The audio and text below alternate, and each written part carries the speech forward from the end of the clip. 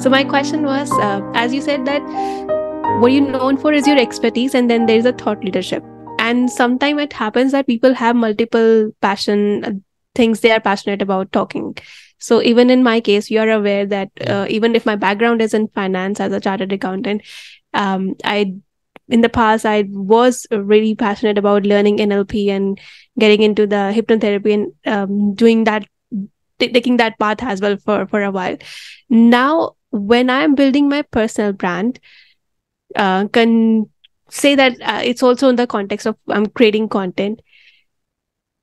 So from the speaking now part, how that personal branding get connected? So is it okay for me to speak all the aspects about myself? So like if I want to talk about in between NLP as well, but my work primarily may be related to finance itself. So how do you merge those multi-passionate things going on? Yeah, great question, because I have faced this dilemma in my career as well. Mm-hmm. So sometime early in my career, I was building the company with the company name. So I started with domains like adhyanworld.com, which is my company's name. And then should I have my speaker profile on adhyanworld.com or a separate profile? And if there are two profiles, then how two of them should go together?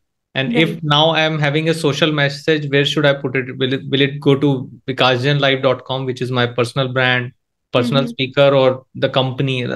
Lot many confusions, right? I think that personal branding is a journey. That's what, right? It's a process.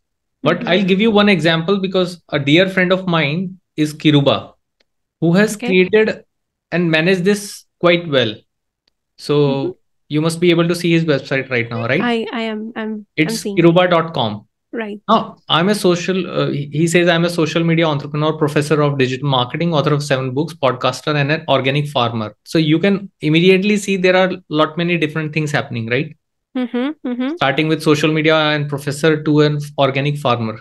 Right. So that personal brand is actually knowing about you as a person. Having said that, you can always showcase you being on stage, those kind of things. And then also you can have projects. You can say that, okay, the way he has mentioned that I am a farm, comic, antique, whatever his areas of interest, what are the different things that he is doing. So for example, if somebody is coming to say my profile, I'm also doing so many things, right? There are many passion projects that I'm working on, but for the speakership, I can always say /speaker. So that URL always give me that option that if somebody goes on to the home page and there is a menu item which says that, okay, for this, go there. Right. But you can be an NLP coach as well. So for example, one of my offering is design thinking. So I offer workshop on design thinking as well. So if I'm saying Vikas Jain Live design thinking, so that design thinking. So if I'm talking to somebody and offering my design thinking and innovation workshop, I don't want them to discuss more on the top 1% thing. Right. I just share this link with them that this is also my offering. Okay. That's how it can be managed. So having yourname.com gives you many flexibilities to work the way you want to position yourself. It's mentioned under multiple pages, and then you have a choice of your homepage and menu item, that what you want to position on the front, what you position at the back. It's your life. So as you said, it's a journey, personal branding. So for somebody who is also, because we were talking in the background that I am switching now my profile to a very different domain in terms of clientele from the business advert. So it's kind of restructuring happening, which will mean in my time that now I will recreate my social media. So I will take down the old stuff and reposition it, recurate the profile to the new offering I'm creating and everything. So it's like a fresh personal branding aspect for me, because so far I wasn't even building the personal brand on the internet itself. I was basically working with individuals and I never really paid attention to that. But now when I'm feeling confident in my offering and I have a clarity of few things, starting about these things. So whether it's speakership or not, what core factors we need to keep in mind on the personal branding front, or we can say that what biggest mistakes you think that everybody does, who one should avoid when they're starting with this thing? Okay, great question. Mm-hmm. I would love to probably highlight one thing that you said, that okay, earlier it was different, now I'm doing significantly different, right? Mm-hmm. But Mm-hmm. knowing you, I also know that it's, though you are as a business offering, you are focusing on something else. It's not that you are going to leave the what you were doing earlier, right? It's Right, going to right, stay. right, right, right. That's what I'm saying. So when we are on a journey where we are exploring life, Mm-hmm. right? Mm-hmm. We are bound to do so many things. We are not doing that kind of regular life that okay, this is the single pathway and the profile Yes. shows that that's what I studied in my college and I'm retiring on the same pathway. Mm-hmm. Mm-hmm. That's not Mm-hmm. a typical pathway of today's people, right? So Right. when we are having multiple journeys, one should not think that I'm changing too much. Mm-hmm. It's like Mm-hmm. that, the beautiful example of the way Steve Jobs said, that connecting the dots. So Right. probably even in your valuation offering, the what you have learned as an NLP coach is still going to help you, Mm-hmm. Mm-hmm. right? So, Right. True. so that's the power of personal branding, that it's it's about you as a person. Mm-hmm. And as a person, you might have a different offering uh, right now. Mm-hmm. Mm-hmm. Now, Mm-hmm. being a speaker, that's why it's if I've been on stages for like or that kind of number, people will have the confidence that whatever I'm speaking, people will be interested in listening, right? So Right. we should not be too much. And then you said that I need to bring down that old content. Need not be, Mm-hmm. Mm-hmm. unless Mm-hmm. it is too contradictory. It can Mm-hmm. so happen. So that's a probably, if you can share your screen, or it's possible I can just comment. I just wanted to understand that when you say that okay, that social media content, we may not even need to brought down that content. If see, people will hardly scroll past 15-20 posts, Mm-hmm. Mm-hmm. Mm-hmm. right? So Right. our focus is not on deleting the old content. Our focus should be on adding the new, Right. Right. because to what extent we'll keep on deleting? Mm-hmm. Mm-hmm. Mm-hmm. Do we want to zero down our profile? Does not make any sense. So just Mm-hmm. add what is your offer now. Right. Definitely you need to rebrand your LinkedIn page, the top page, the things that you are focusing right now, and those kind of rebranding is required. But don't take too much effort on what has happened in the past, Yeah. and Mm-hmm. consider it as your strength. Like it has happened to me. When people change their pathways, they think that I'm on the back foot. There are people who are doing only this thing for so many years, and I'm at the Mm-hmm. back foot because I'm having a varied experience and they are having that direct experience of that thing. Now, True. that's the one mistake that people do when they are doing personal branding. That when I talk to people, personal branding starts with how I think of myself first. Mm-hmm. If in my mind I'm running that I have made a mistake, I'm doing so many things, I made a mistake, and that means my profile is weak.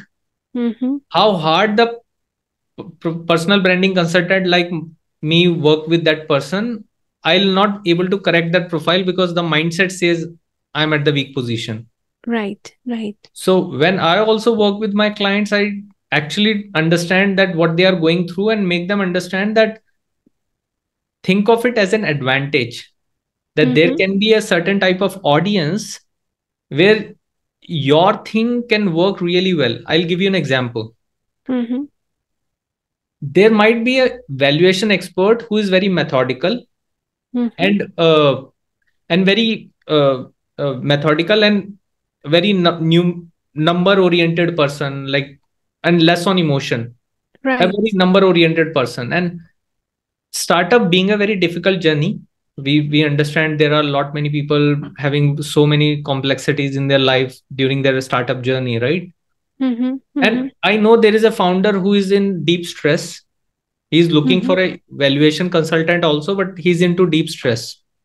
Right. Now, the person who is not able to emotionally understand what this startup owner, entrepreneur is going through, and just asking, okay, what have you, why have you made this mistake? And that kind of rough questions is not a good thing.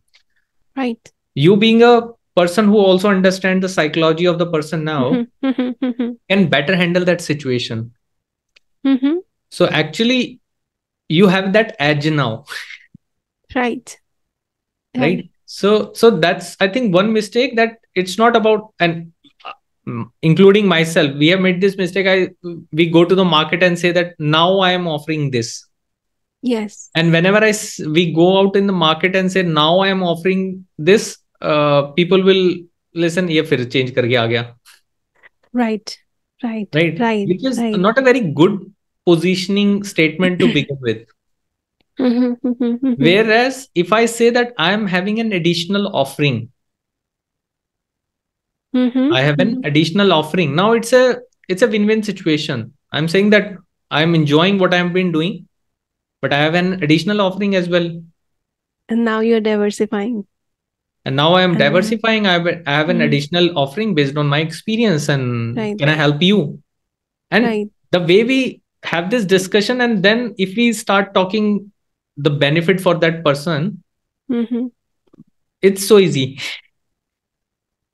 You can see the difference, right, in this conversation. One, I'm saying that, okay, Manpreet, I was doing this thing for last 10 years, but now I have started doing this thing.